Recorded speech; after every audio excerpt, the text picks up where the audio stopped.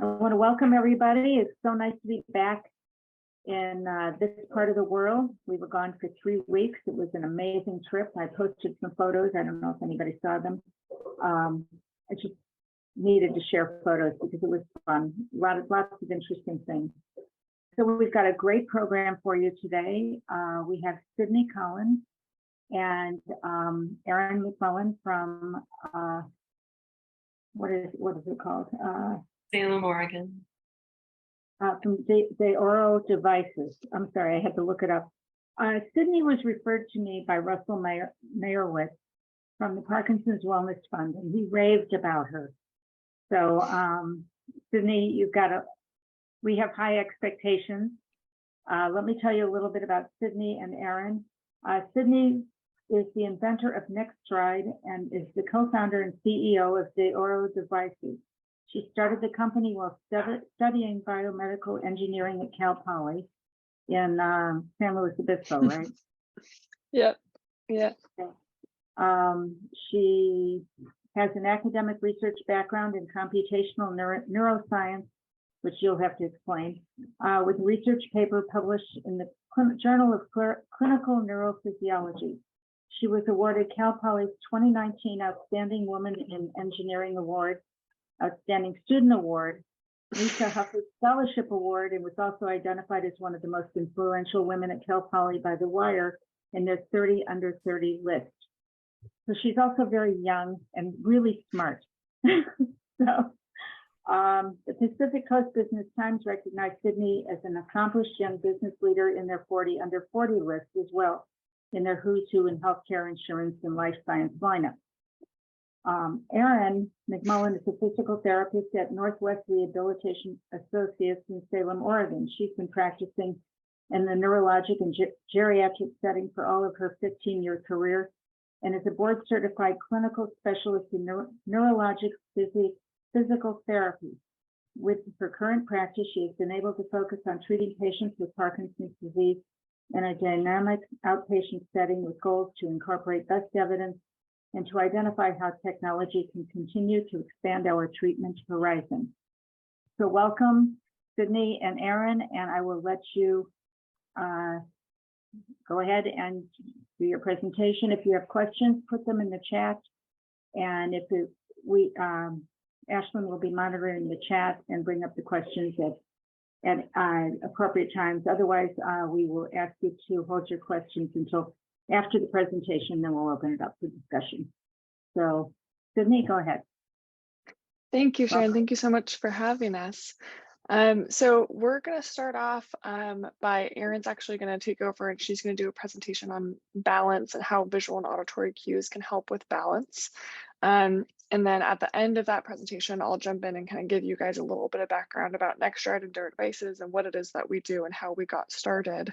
But I'm really hoping that this can be, I'm here to represent their devices, but I brought in Erin because she's really the expert, the person who works with people with Parkinson's every day. And I'm really hoping that this can be helpful and productive conversation. So if there are any specific topics that you want to make sure that we cover before we get started, I just want to make sure if there's any burning questions that you guys want to make sure that we talk about to make this hour as valuable as possible, that we cover that. So does anybody have any burning questions before we get started? About balance, visual and auditory cueing, mobility, any of those symptoms of Parkinson's? Okay. Yeah, just go ahead and do your All presentation. Right. I think we all have balance. Okay. All of them. Then I will pass it off to our Parkinson's expert, Erin, to do a presentation. Yes, thank you for having me. This is very exciting to be a part of your guys' group. I'm very informal with my presentation. Obviously, we want to try to make it as smooth as possible, but if there is a question that you'd like to interrupt me with, I'm happy to take a second to answer it, especially if it helps to clarify whatever I'm discussing. And so now I'm going to share my screen and we'll get moving.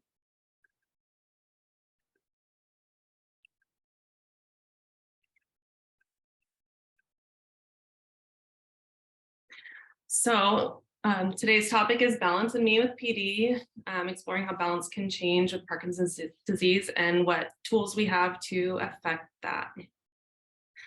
So we want to talk about what is balance, what is Parkinson's disease, and then how do they relate.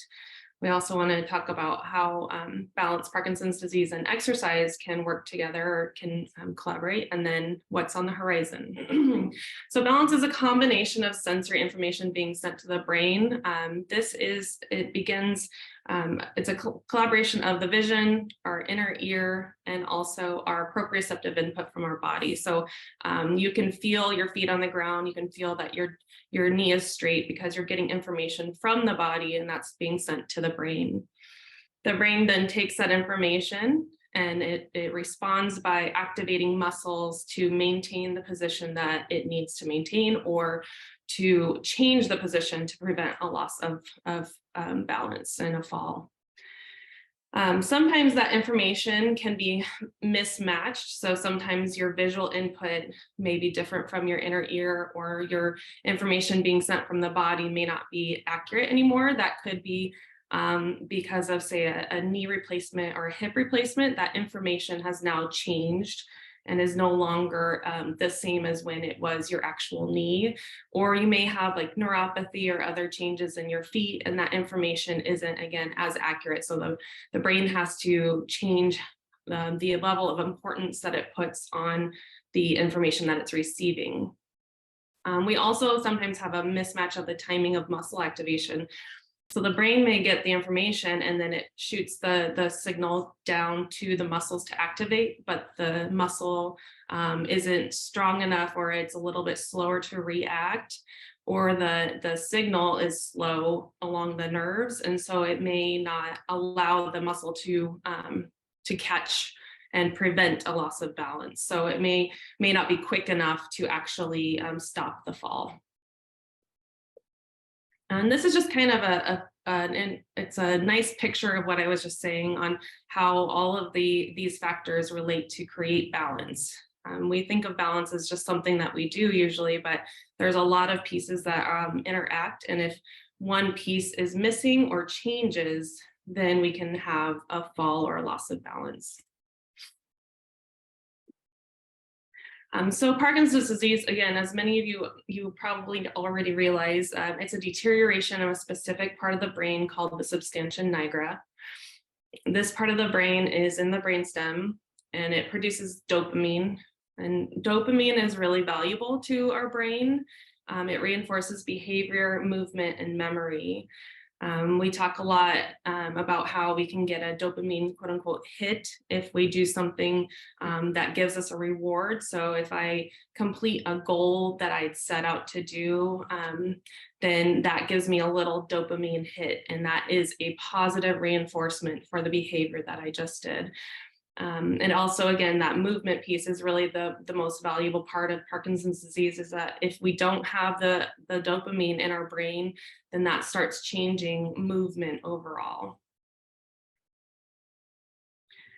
And then the balance in Parkinson's disease, with different types of Parkinson's disease and Parkinsonisms, we may see some of these happen in the body. So rigidity, that's just where the body becomes, the muscles get tighter and don't move as easily.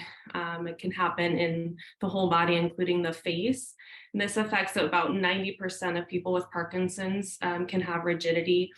And that can affect reaction time, that can affect freedom of movement, it can affect ability to change position when we'd like to. So it can help negatively affect our balance. And again, with 90% of people experiencing this at some point in their disease progression, it is a pretty significant piece to consider. Tremor is another one that, again, the tremor dominant subtype of Parkinson's. This is one that it usually starts on one side of the body, like a hand might have a resting tremor.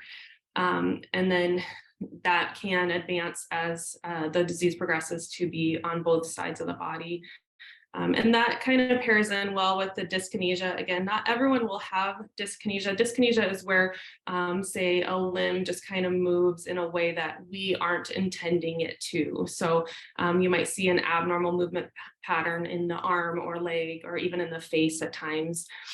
So the two of those are both affecting our balance by, if I'm moving in a way that I didn't expect to move, now my balance can be shifted, my center of gravity can be shifted in a way that ultimately leads to a fall. And so that's the same with the tremor. So if I'm moving and I'm not strong enough to prevent my body from shifting and my center of gravity from, I can't move it back over my feet, then I'm going to end up having a fall.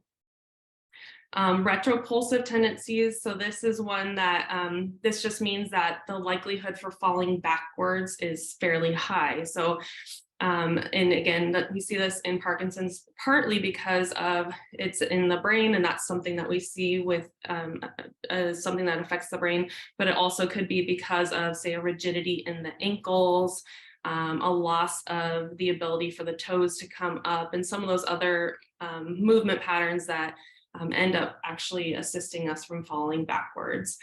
And this is one thing that there's kind of this question of, we see people a little bit more stooped with a severe case of Parkinson's, and that actually might be protective to avoid that backwards falling. So you might see somebody, you know, habitually leaning forward because they're trying to avoid a backwards fall. Freezing of gait, this again is fairly common, where you know, you're walking and you come to a change in surface, such as like a threshold of a door, or a change from wood into a carpeted surface, and the feet just kind of freeze and don't want to move anymore. And this is something that can ultimately result in a fall, because if your feet aren't moving, but maybe your upper body is, you can lose that balance, and you aren't able to take that reactive step that we naturally would want to see and would normally happen. We would be falling forward, our foot would come out and stop us from actually falling. But when we have freezing, we aren't able to actually move our feet and can't stop that fall. So you might see that being a higher risk of falling there. Bradykinesia, that's just a big term to say just slower movement. And again, this is another one where our body isn't able to react in a timely manner to prevent a loss of balance and ultimately a fall. And then I put incontinence on here also because this is actually a significant reason why we see falls. And it's because of our body is telling us we need to get to the bathroom, and from some collaboration of these other types of issues that you'll see with Parkinson's, we can't get to the bathroom fast enough, and therefore that can also lead to a fall because we're trying to hurry when our body is not willing to let us go quickly. And we really want to talk about balance and Parkinson's and exercise. One of the biggest thing that we really highlight is how valuable exercise is to our brain. And our brain really loves to have that exercise because it increases our ability. That first word is neuroplasticity. It affects our ability to change our brain. So we can actually grow new neurons, and we can adapt the neurons that we have to the activity that we're doing. And it helps us with our attention. It helps us with our memory. We see a reduction in depression and anxiety, and that's actually because there's a pathway that with exercise, we can see dopamine being released in a different part of our brain versus just substantia nigra. And so we can actually access dopamine through exercise because we're pulling it from a different pathway. So that can reduce our depression and anxiety. It also gives us a flood of other positive ones. Serotonin is one example of another positive reaction to our brain. It can reduce the risk of dementia. We talked about how memory can be affected. And then it can improve our blood flow and improve our sleep. And sleep is very valuable to brain healing and memory retention, all of those things. So if we are exercising more, then we're more likely to have a good night's sleep. We're more likely to take the day's events and then make memories of those. So lots of really great things that happen with exercise. We also see that, I think the next slide, yeah, it can slow the disease progression. It can improve motor control and dual tasking. So when we talk about dual tasking, we're usually not ever just doing one thing, right? So we're walking, but we're also maybe compiling our grocery list, or we're trying to think about, oh, I need to get my oil changed and I need to remember to give my daughter that piece of mail to give to so-and-so. So we're always having something in the background working while we're trying to do a physical task, such as walking. So if I am needing to take my brain power to strictly focus on the activity that I'm doing, then if I do get distracted by something else, my risk of falling would be higher. So we do want to see that the exercise can positively affect our ability to do two different tasks at the same time. And through exercise, what we really want to focus on here is our core strength. If you think about, again, talking about the dyskinesias and the tremor, if again, my arm is doing something that I didn't expect it to, I need core strength to stabilize me and prevent a loss of balance.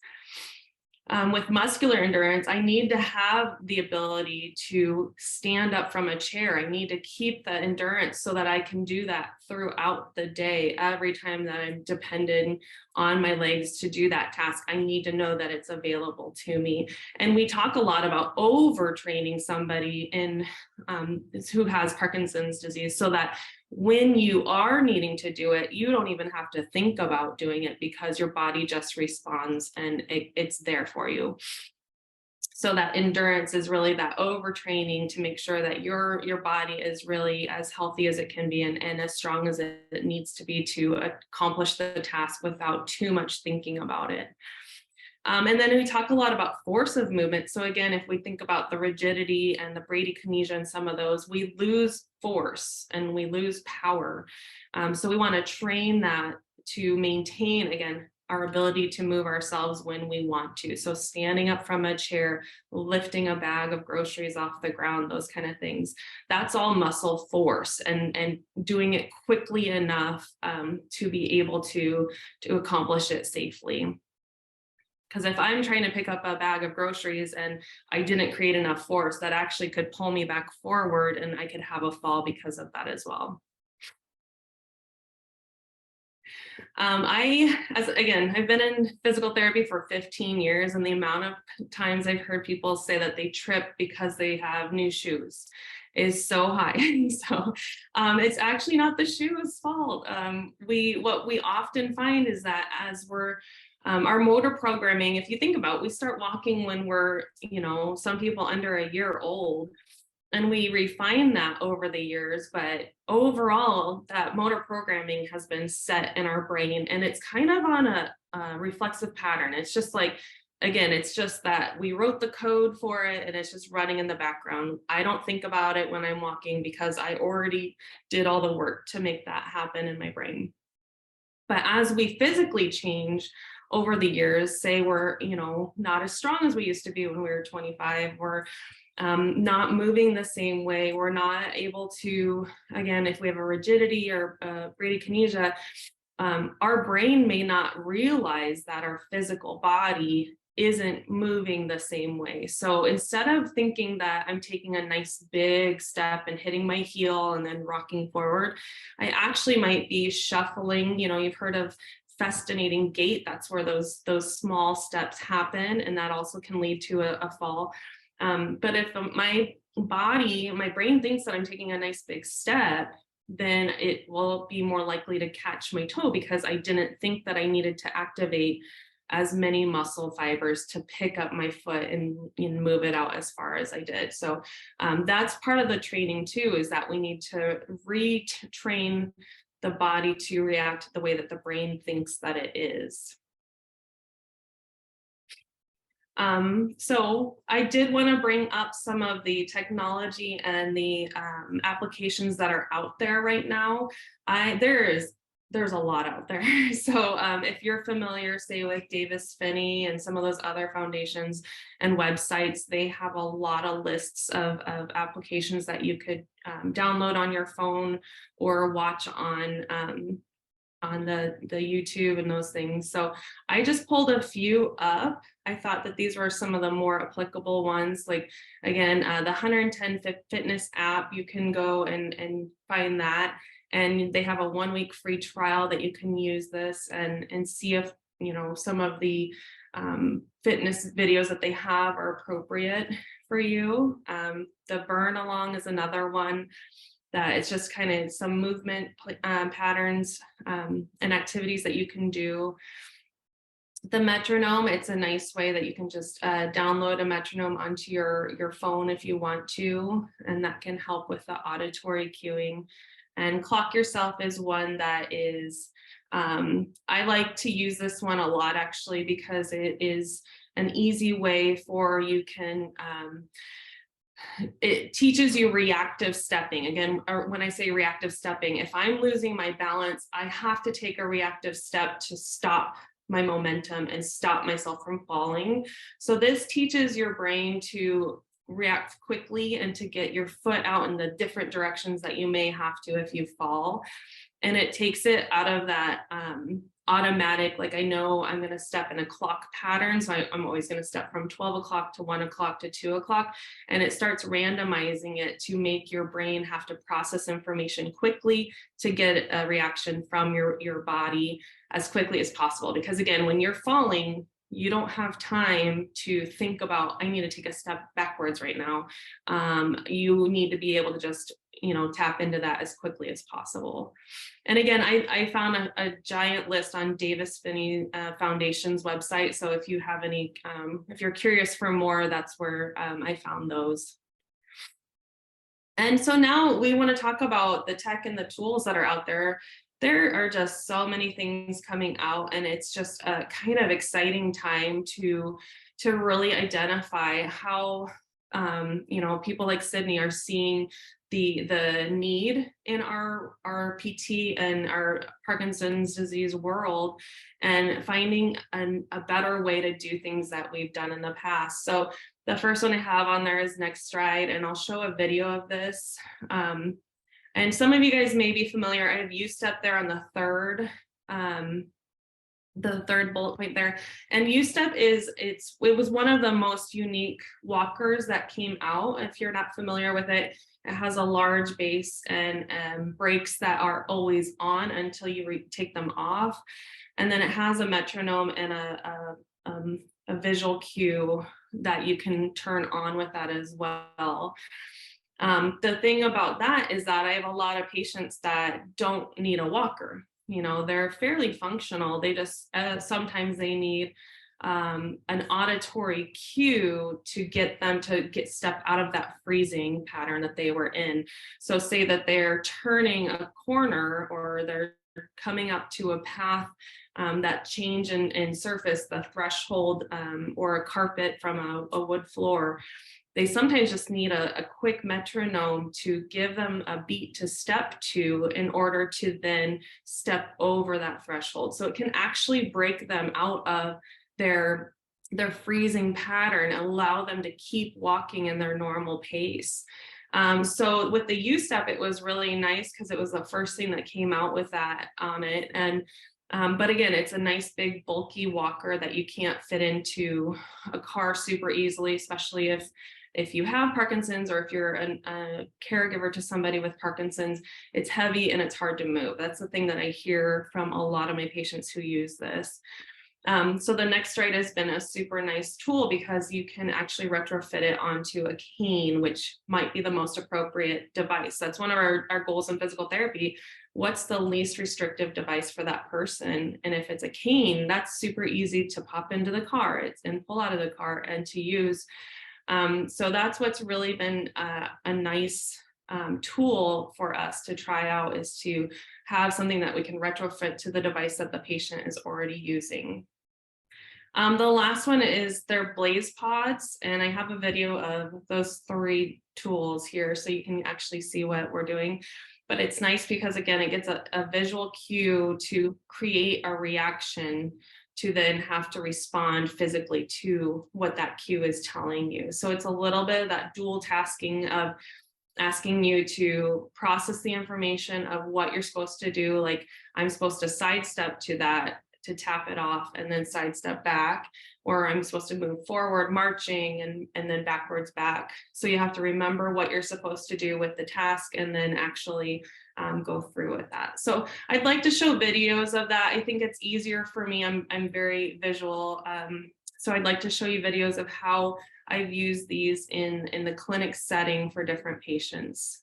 We'll start with the next slide. So we have it on his cane here. You can hear the metronome going. His biggest complaint is freezing of gait with his turning.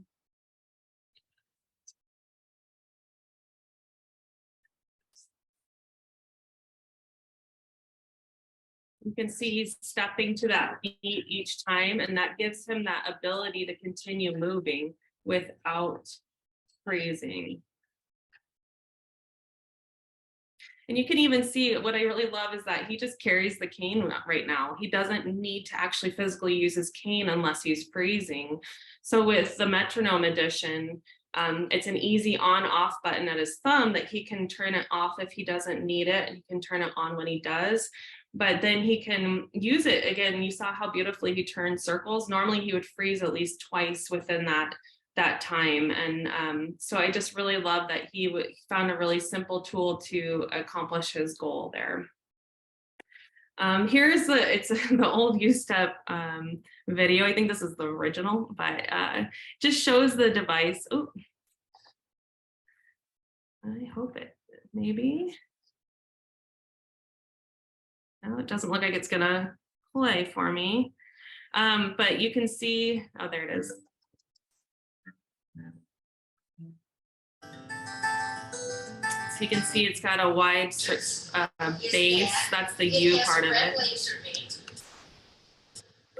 There's the laser light. Visual cue for freezing episodes. The Parkinson patient begins to freeze. And when we turn so again, it's a very bulky, big walker, but it's super wonderful for people who really need that extra support. It's just not appropriate for every person with Parkinson's. So, but it has the metronome and the laser light on there. And again, the brakes are on until you take them off, which is a nice feature. And finally, I apologize, this is a person who had a stroke, but you can see these are the Blaze Pods that we use. So I have a band around his waist. He's pulling weight, which creates that force where he might fall backwards if he doesn't have his weight in a specific position. And so he's walking and he has to then put his weight on one leg and stomp the light with the other leg. So it's creating that backward force. He has to keep enough balance on that leg and then also react to that light to step it off. So you see as he steps on it, we see different lights turn on. So I just thought that would be fun to show you guys some of our training tools that we use with people who have Parkinson's and other neurological disorders. And just understanding why we would use those, and that it's just, again, it's kind of exciting that we are seeing a lot of changes over this time frame, and I really appreciate the work that's being done on that. So okay, so when I fell in March and I tripped on a sidewalk and I went down just like that and fractured my shoulder.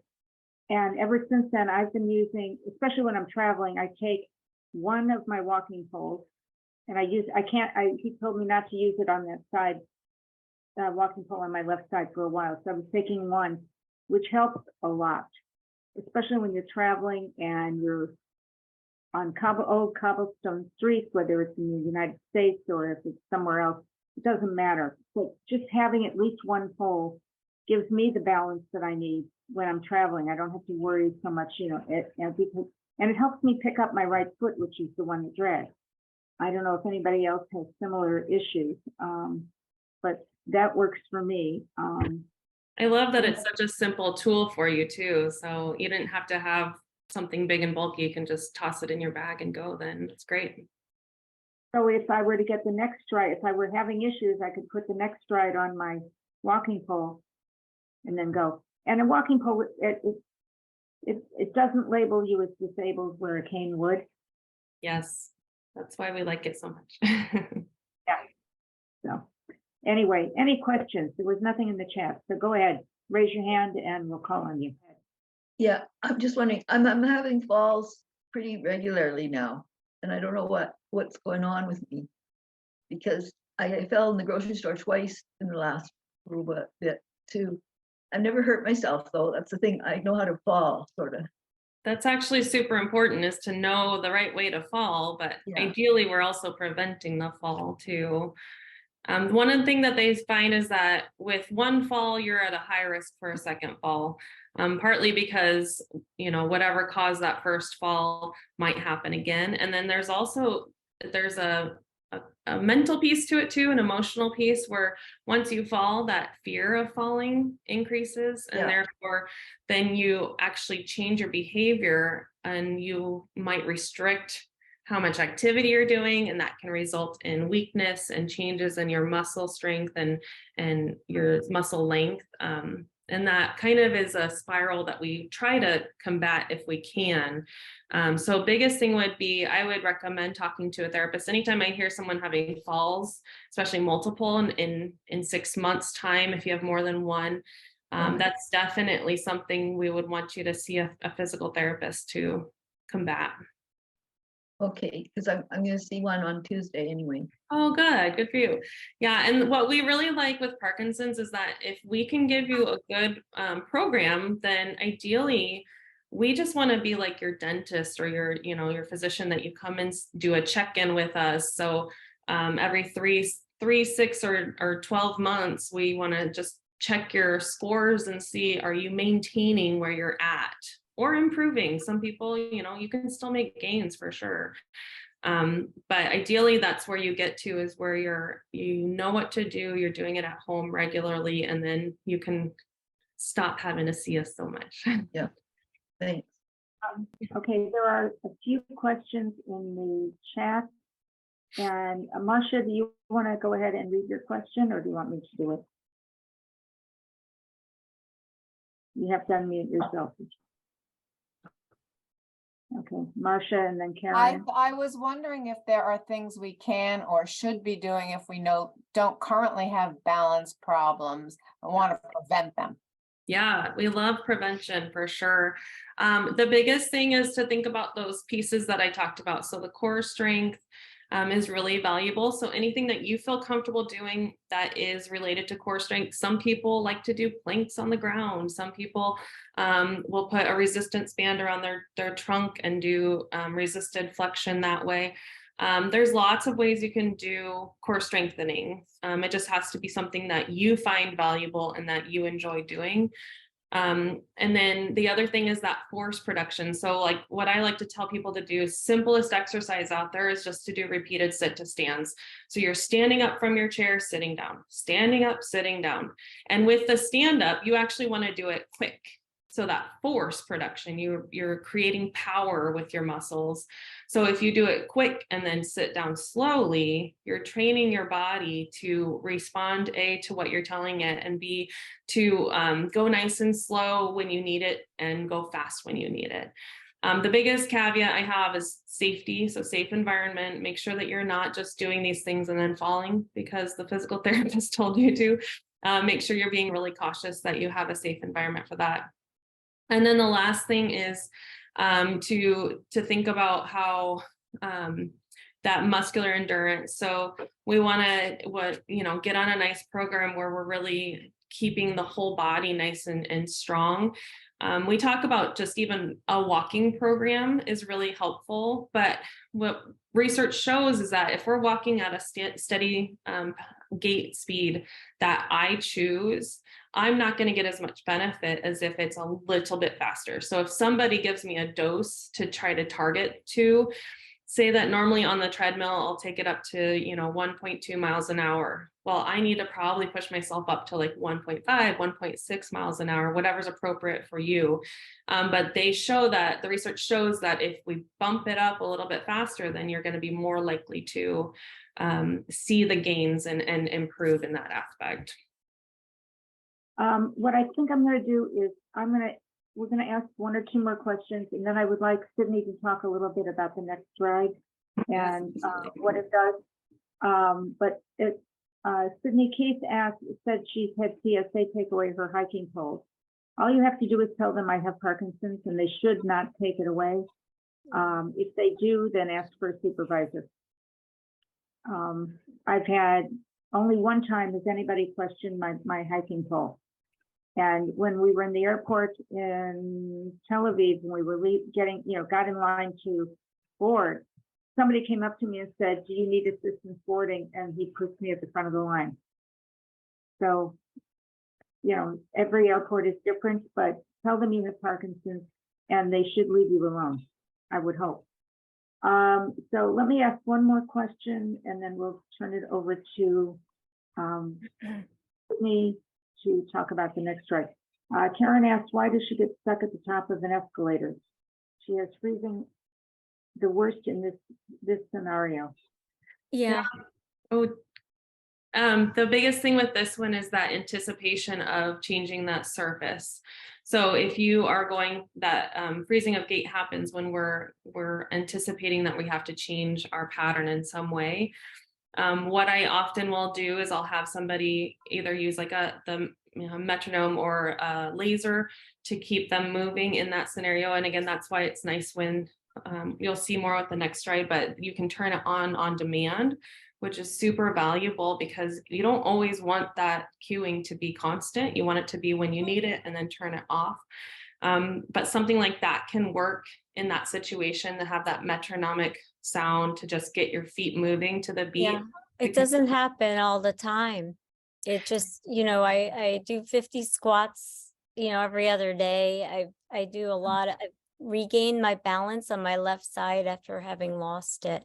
Wow. But the one thing that catches me up is the down escalator. I can go up, but I can't go down. It's just that first step, and Yeah, and it's probably a little bit of the fear and those things too.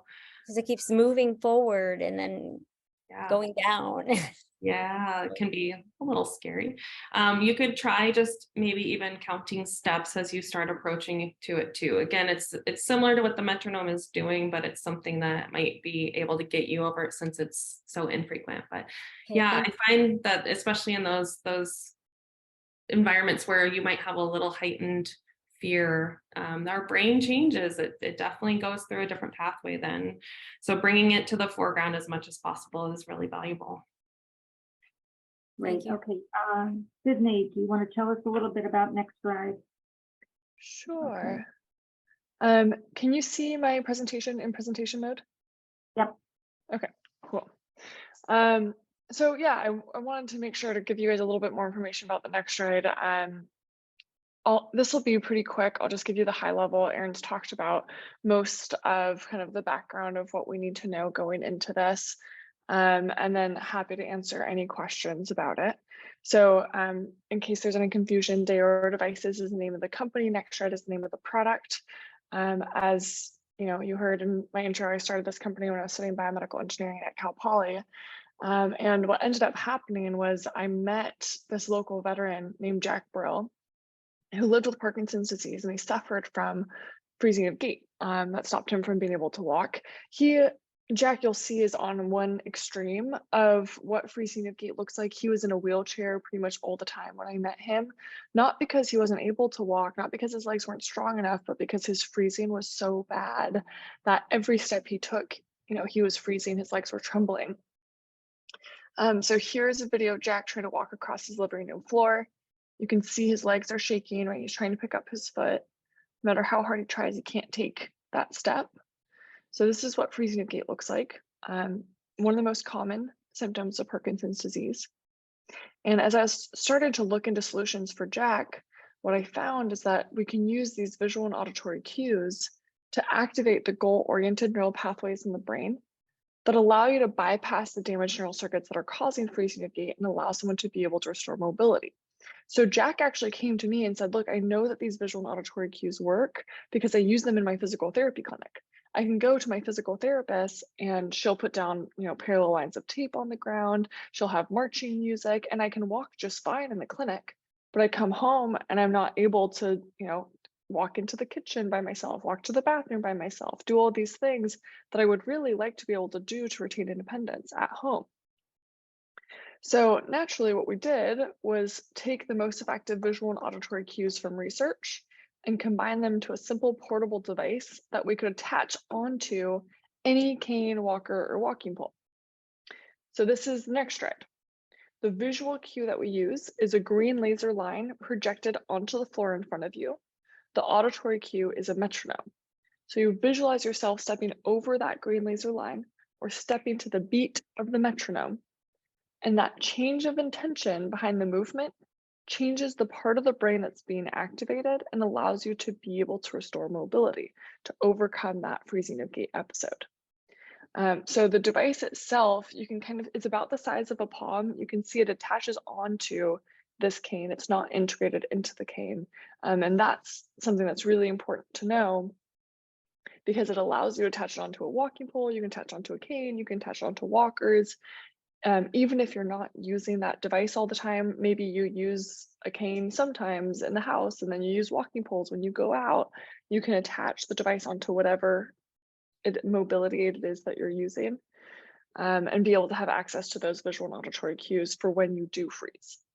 I'm going to show you a couple more videos, but the videos that I'm showing you today are of one side of the extreme of Jack, who has really bad freezing, but we have customers and we have YouTube videos of customers who don't even use canes or walkers normally. But there's this one customer that we have, John Pistachi. He lives in Southern California, who he loves to go fishing and go hiking. And he will only freeze when he's going on like a super steep hike or when he's fishing is when he starts to freeze. And so he brings his NextStride on his walking poles when he's hiking or when he's fishing to overcome those freezing episodes when they come up. Here's a video of Jack using our device for the first time. So you can kind of see he looks down at the ground and then looks up and keeps his posture up while he's stepping over that line with his toes every time. And then here's a video of someone who's actually experiencing a freezing episode. So he's unable to move his legs until he activates that green laser line from the NextStride, and that allows him to take those first steps. And so what Trevor will do, this is Trevor in the video, is he'll turn off the line and he'll keep walking just fine. Jack has the green laser line and the metronome on every single time he's walking. That's the difference between continuous cueing and on-demand cueing. You can use it as a rescue cue. So like Karen, you were saying, you only freeze in a specific situation or you freeze the worst in going down the escalators, or you can have the device ready for that situation and then you just turn it off right after. So you don't have to have it on all the time. Yeah, I freeze in doorways and also surface changes. I stayed in a little hotel last summer and it went from tile to linoleum tart, but there were it was for whatever reason, there were 3 surfaces, one to the next to the next. And I just was like, I just stopped, and I'm only 56 years old and I just kind of got stuck there. Yeah. And trips me up, the surface changes. Yeah, that's really frustrating. That's really common though, that surface changes for freezing of gait going into elevators. I've heard a lot.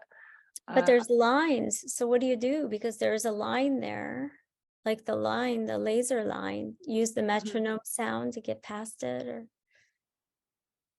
Yeah, you can use either or both. What a lot of people will do, just anecdotally, I find that people tend to like the laser line better than metronome, but from research, the laser line is more effective in just kind of straight line gait initiation. So anytime you're getting up and walking, the laser line tends to be more effective, and the metronome tends to be more effective when you're turning. But a big portion of why we have both of them is because it just depends on people's preference of like, say you're in a really dark place and you don't really want the laser line to bring attention to you, then you'll use the metronome instead of the laser. If you're in a quiet place but the line wouldn't bother people, then you'll use the line instead of the metronome. So it really just depends, but it is pretty fascinating to see how much a green laser line and a metronome can affect people's gait. Here's some of the research. We started to look at research in stroke and cerebral palsy and multiple sclerosis and other areas, but really we made this device for Parkinson's. There's over 100 peer-reviewed articles that have been published showing the efficacy of these visual and auditory cues in reducing falls by 40% for people who have freezing of gait specifically, reducing the frequency of episodes from coming on by 43%. So the number of freezing episodes that you'll get in the first place if you use it continuously. And then reducing the duration of freezing episodes by 69%. So making sure you can get out of those freezing episodes faster. Kind of what the research says there. But Erin, did you have anything to add before I move on to what Karen was saying about changing surface? Yeah, a lot of it is just you want to anticipate that you're going to have to shift. And so that's why, again, that on demand, like being able to turn on that laser light before you get to the surface change is super valuable. But yeah, I do find that I have one patient that uses both the metronome and the laser light, and we use the laser more inside, and then once we go outside, because he has trouble even walking into our clinic sometimes because that freezing as he approaches the door, so he'll use the metronome outside if it's a sunny day or something. And so it's nice to have the choice between the two.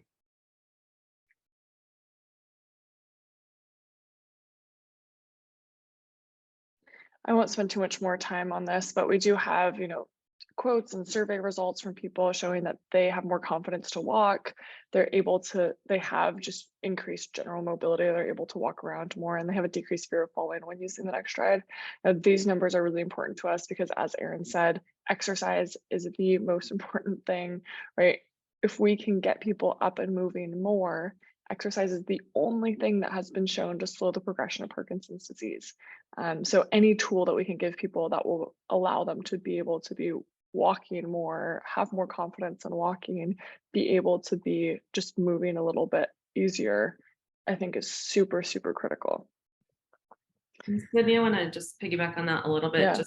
I think the reality that we see of patients who just absolutely do not get up and move because either they freeze or they're so fearful of falling, that then that just, again, that's the spiral of that decline. And so it just, if something this simple could be used to help people actually get up and go for a walk, then the value is so immense. It's just amazing.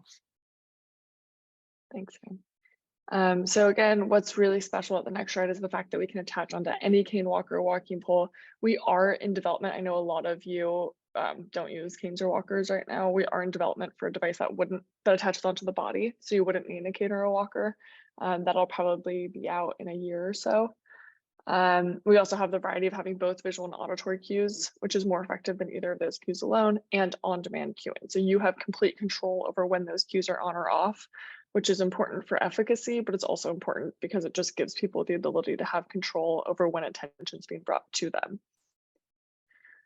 And this just is a page from our instructions manual showing how to use it. You can put the laser right in front of your toes. You can put it a couple feet in front of you, keep your posture up, and then you just want to try and step to the beat of the metronome. It's available on our website. The price point right now is $499, about $500. We have a 30-day money-back guarantee, so people can try it, use it. We'll pay for shipping both ways, so there's no risk to just kind of trying it. We also are in over 100 physical therapy clinics across the US. So for example, if you were close to Erin's clinic, you might be able to go try it there and see it and be able to try it before you purchase. And then we have payment plans, and we also partner with the Parkinson's Wellness Fund. So this is the organization that Sharon mentioned before with Russell Merowitz. They will actually pay for the product for anybody who needs financial assistance to pay for the product. I say they'll cover 75 to 100% of the cost, but lately every grant that we've gotten has been covering 100% of the cost for anybody who needs the next stride. So price really shouldn't be a barrier for people. If you need it or you know anybody who needs an next stride or could benefit from it, please reach out to us and we will work with you to figure out how to get it. It's also covered by the VA. So if anybody gets healthcare through the VA, you can get it for free that way. And Medicare Okay. doesn't cover any of it? Medicare does not cover it right now. We're looking into Medicare Advantage plans, but right now it's not covered by Medicare, unfortunately. I have to tell you, I was in a study at UCLA, a GATE study a couple Mhm. months ago. And part of it was, you know, we're walking up and down hallways and then they did with the laser and the metronome. And I definitely walked better both times. It was, you know, my gait was better. I walked faster, more confidently both times. And I don't have, you know, I'm usually okay on just walking down a hallway. You know, it's other uneven surfaces that's where I have a problem. Anyway, okay, we had a couple more questions and we're going to close it out. Susan, did you get the answer to the exercise, about exercise slowing the disease? I think we covered that. And Barbara asked if either of you could comment on the role of inner ear dysfunction as a contributor to balance issues. Yeah, I did directly message her, but it is a huge part.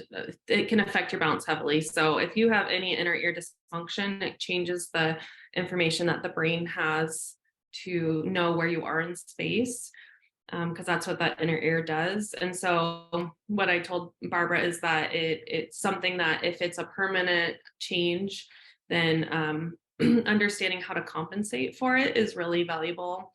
And also just maintaining the strength of the body is just super, it's the biggest fall preventer we have, is just to maintain our strength so we can react when we might have a loss of balance. And then I was responding also to Sydney's question about how much and what kind of exercise is ideal. There is no one size fits all. That's one thing that we're really trained in physical therapy, is that you have to work with the person that's in front of you.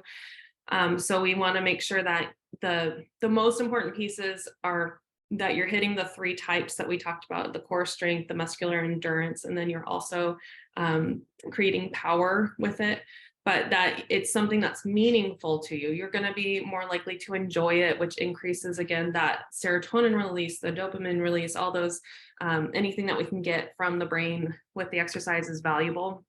So making it meaningful, making it something that you're choosing the goals. Because again, if we meet a goal, then we're more likely to get the benefits in our brain. If it's something that stresses us, that actually can negate the effects of it. So you want it to be something that you're doing because you choose it and that you enjoy it. You can get some guidance, whether it's a physical therapist or a personal trainer, or just, again, going out for a walk at a little bit faster pace. There's a lot of research behind like high intensity interval training. If you haven't heard of that before, it's called HIIT training, but it's just bursts of speed. So I'll tell people when they're out for a walk, give a 10-second fast walk in the middle of it, and just do that on a cycle of, a natural walking speed and then a fast walking speed, a natural walking speed, fast, and just cycle that through on your walk that you're going on. And you can do that in a hallway. You don't have to go out around your neighborhood. But anything that gets your heart rate up, that gets the blood to your brain a little bit more, is going to be important. Does your heart rate have to be up at the like 120 for me? I usually like to give people more of it's called a rating of perceived exertion. So how hard do you feel like you're working? And so, like, say that you're going to go do that HIIT training, that walking normal speed, walking fast speed. I usually tell people that you want to challenge yourself to what we would call an 8 out of 10. So an 8 out of 10, you're more likely to be a little breathless and have trouble, having a full conversation. Say you're walking with somebody, that full conversation would be challenging at that fast speed. So you might say, pause this conversation. We got to go fast right now, and go. And so 8 out of 10 on that. And then bring it back down to, say, a 3 out of 10, where you're walking very comfortably and naturally. and just repeat that. But that is something that, again, if you get your breath up like that and you're having that challenge with talking, that tells you your heart rate's elevated, that tells you your body's working harder, and that's good for your body. We want to put that stress on our body to create change. That's really where it comes from. And that's positive stress, not the negative stress. Okay, well, And thank you, that's- thank you. I'm sorry, what? I Yeah, was another just going to question? add to what Erin was saying. That's something that I do. I don't know if you guys have heard of the Peloton app. They have guided walks and guided runs where they'll have you go through the RPM scale, the rate of perceived exertion, RPE, Yeah. rate of perceived exertion. And so when you're walking or when you're running, they'll say, okay, take it up to like a 6 out of 10. Now go back down to a 3 out of 10, and they'll walk you through these intervals just through headphones. So I love doing that. I do that on my runs and my walks as I well. didn't know that. I have a Peloton. I do their, I usually do the bike rides, but it's great. You know, and they give you the Stride hooks up automatically to it. Anyway, okay, so I want to thank Sydney and Erin. Next slide, please. This was great. So we give both of you a virtual tiara. Thank you. Since we can't do it in person, it has to be virtual. Sorry about that. Next slide. Okay, so I know a few of you have applied. We have scholarships for the World Parkinson's Congress in Barcelona, and they cover the $400 registration fee. If you are interested, email us at twitchywomanwpc@gmail.com. I know that several people on the call have already submitted applications or requested applications. We're going to start actually telling people, announcing who is receiving them on a monthly basis starting December 1st. So we still have plenty of space. So please apply if you'd like to join us in Barcelona. Next slide. So our next meeting is in 2 weeks. We're going to have Rock Steady Boxing, so be ready to exercise. And then we don't meet again until January because the holidays are on Sunday. So we are going to have Kirk Hall, who is an expert on palliative care, which is a very interesting subject. And then on January 29th, Judy Spencer, who's the director of the World Parkinson Congress Choir, will be joining us. And she'll tell you how you can join them if you'd like to. They sing, they have a singing group. And we also, in the early morning meeting this morning we had with the women who are solo, we talked about travel. And I believe in February, I'm going to try and just reserve one of the dates where we can talk about traveling with Parkinson's. And I will talk, it'll be kind of an open-ended discussion, no special speaker other than me. And next slide, please. So we still have our Tuesday morning chat group with Shelley Savoy, and then Sunday morning is the Twitchies Without Partners. And those are only on the mornings where we have a meeting. So if you want to join that group, let Ashlyn know that you want to be part of that group. We had a great discussion this morning. And I think that's it, just our final slide. And thank you.